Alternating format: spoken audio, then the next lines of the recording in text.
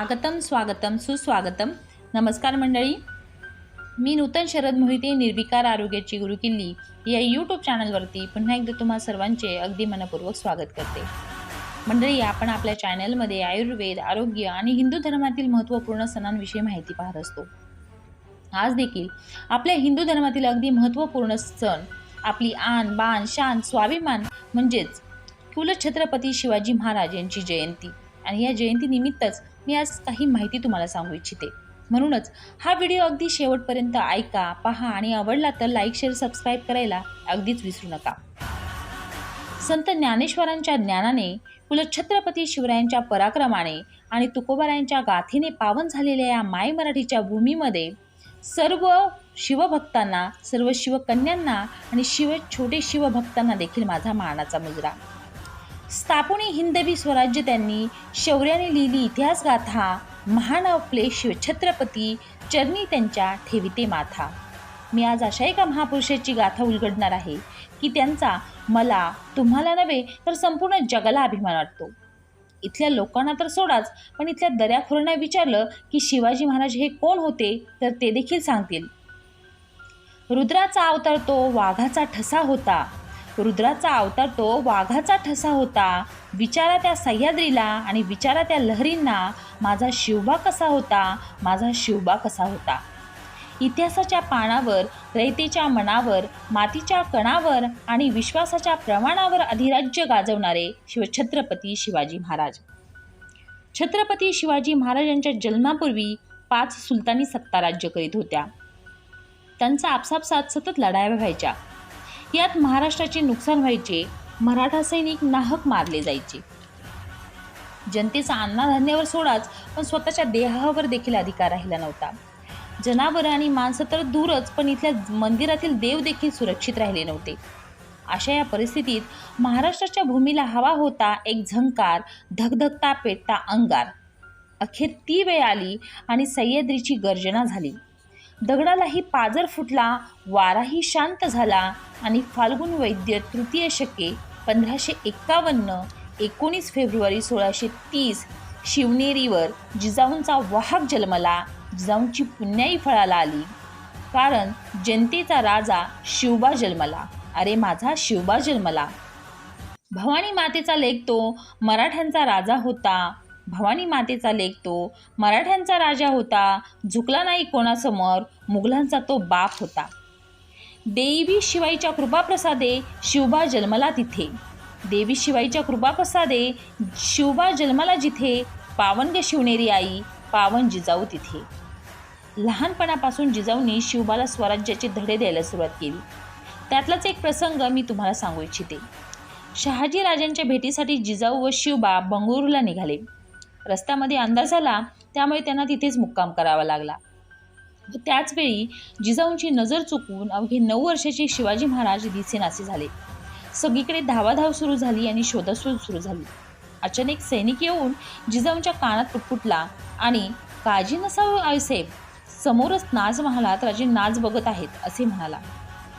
त्याच क्षणी दुर्गेचा अवतार असलेली जिजाऊ कडाडल्या. शिवबा, तुम्हाला बायका नाचवणारा नाही तर बायका वाचवणारा महाराष्ट्र घडवायचा आहे अशा म्हणाल्या.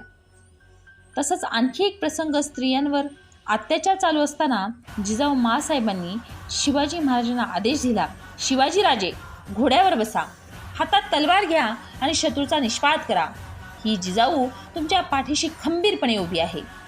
आया बहिणींच्या इज्जतीची लक्तरे वेशीवर टांगली जात असताना घरात बसून त्यांच्या किंकाळ्या ऐकणे ही मराठीच्या अवलादीला शोभणारी गोष्ट नाही.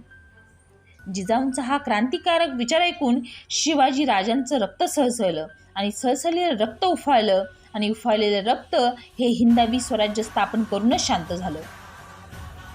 जी कोणी स्त्री मला ऐकत आहे तिला एकच गोष्ट सांगायची आहे.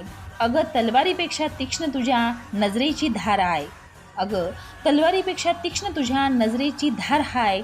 महाराष्ट्राची वागीन तू, भवानीचा वार हाय. अगं भगव्याची रक्षणी तू, स्वराज्याची मेघ हाय. दुबळी समजू नको स्वतःला तू, जिजाऊची लेख हाय, जिजाऊची लेख हाय. शिवरायांवर अनेक संकटे आली, पण ते कधी खचले नाहीत. मात्र आजचा तरुण थोड्या अपयशाने खचून जातो, निराश होतो आणि आत्महत्येसारखे पाऊल उचलतो. अशा तरुणाईला एकच सांगू इच्छिते, भगव्या रक्ताची चमक बघ, स्वाभिमानाची आग आहे. भगव्या रक्ताची चमक बघ, स्वाभिमानाची आग आहे. घाबरतोय कोणाला वेड्या, तू तर शिवबांचा वाघ आहे. ज्यांचे नाव घेता सहसळते रक्त, अशा शिवबांचे आम्ही भक्त. संकटावर अशा प्रकारे तुटून पडायचं की जिंकलो तरी इतिहास आणि हारलो तरी इतिहास घडला पाहिजे. मित्रांनो, शिवरायांच्या स्वराज्यात कोणताही भेदभाव नव्हता. स्त्रियांना आदर होता, शेतकऱ्यांना मान होता आणि प्रत्येक मराठी माणसाला शिवछत्रपती आमचे राजे असल्याचा अभिमान होता. विजयसारखी तलवार चालून गेला, निदळ्या छातीने हिंदुस्तान हलवून गेला, वाघ नख्याने अफजल खानाचा कोथळा फाडून गेला. अरे स्वर्गात गेल्यावर देवाने देखील त्याला वाकून मुजरा केला. असा माझा मर्द मराठा शिवबा जगात नाही तर लाखात एक होऊन गेला आणि लाखात नाही तर जगात एक होऊन गेला. शौर्याचा न बलिदानाचा इतिहास आजही ताजा, हिंदवी स्वराज्यासाठी जन्मला शिवाजी राजा. लाभले पित्याचे शौर्य आणि माऊली देई औदार्य, अन्यायाच्या तिमिराशी लढलास होऊनी सूर्य.